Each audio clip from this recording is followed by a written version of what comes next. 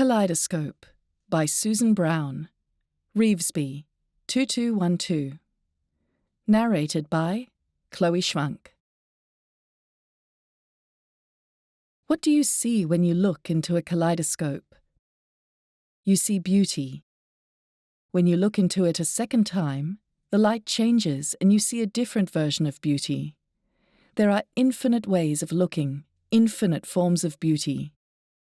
And so it is with life. Life is like a kaleidoscope. The patterns are changing and random. You never know what's going to happen next. And that is one of the wonders of life. Every pattern a kaleidoscope creates is beautiful in ever-changing ways. Every life is beautiful too. Like a kaleidoscope, you just have to shake things up, look at everything from a different angle, let the light shine through, and create new patterns. As I inch slowly towards my 80th birthday, I reflect back on the kaleidoscope of my life and wonder what made me the person I am today. 80 years is a long time. I am who I am because of my life experiences.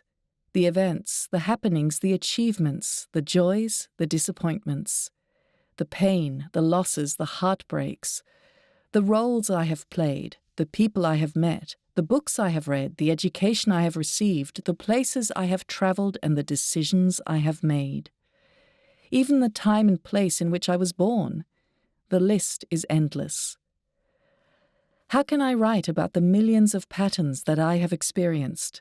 How can I determine which ones were the most important? How can I leave any of them out? They all make me who I am. The people who have surrounded me are definitely the most significant. My upbringing in a wonderful, supportive family, my husband of 50 years, my children, my numerous and ever-changing circles of friends over all the different stages of my life. They are all very important. They form the backbone to everything else. They are the prism that allows the light to shine through. People I have never met have also influenced my life. Famous people, politicians, authors, broadcasters, journalists, scholars. Back in my time, these were the real influencers, long before this term was hijacked by the young of today and turned into something unimaginable.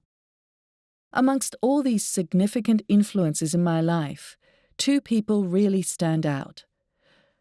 Gough and Margaret Whitlam. This amazing couple were both classified as Australia's national living treasures in 1997. Sadly, they are no longer with us, but are still treasured in my mind. After an extraordinary love affair and 70 years of marriage, this couple has left us with a legacy, simply by being the inspirational people that they were. If we look at their impact on Australia, that is an even greater legacy. I'm not a political person, but I thank Gough every day for the sweeping changes he made in the short time he was in office.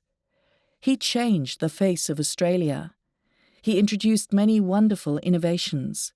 They were all significant, but the most important change for me was the introduction of free university education. And that changed my life. All the planets must have been aligned at that time for me. I was a young mother of school-aged children.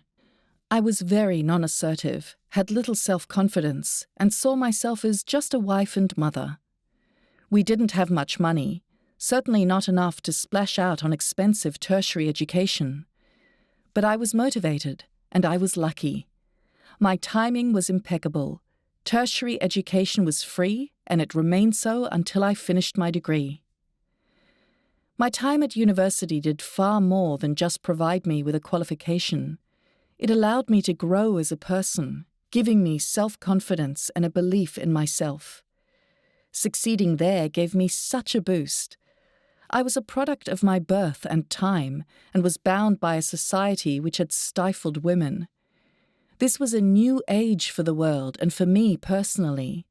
Not surprisingly, my learning and the university environment kindled my interest in feminism. Margaret Whitlam was one of my many inspirations. She was not the usual politician's wife. She spoke her mind and lived her own life. She was ahead of her time and was an amazing role model for somebody like me who was just waking up to the possibilities of life. Her words have stayed with me all these years. She inspired me to realize my potential and to live my own life. I thank her for teaching me that I had meaning and that it was okay for women to remain feminine but to think and to be counted. When I finished my degree, I was able to seek very different employment to that I had previously undertaken. I loved being in the workforce. I was no longer just a wife and mother. I became a person in my own right. After spending the next 30 years in a variety of satisfying and rewarding roles, I felt that I had contributed to the world. I had made a difference. And that changed my life again. Today, I am retired. I still lead a very fulfilling life. I've been able to use my skills and experience in numerous volunteer roles.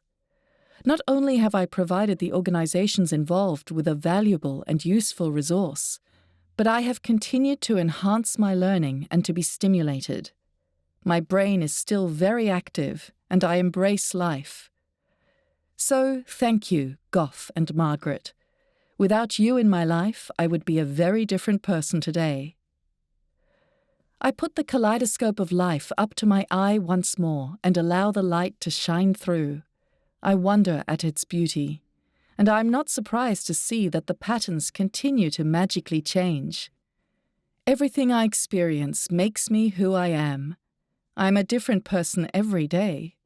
Tomorrow, I will be a different person, and I can hardly wait. The end.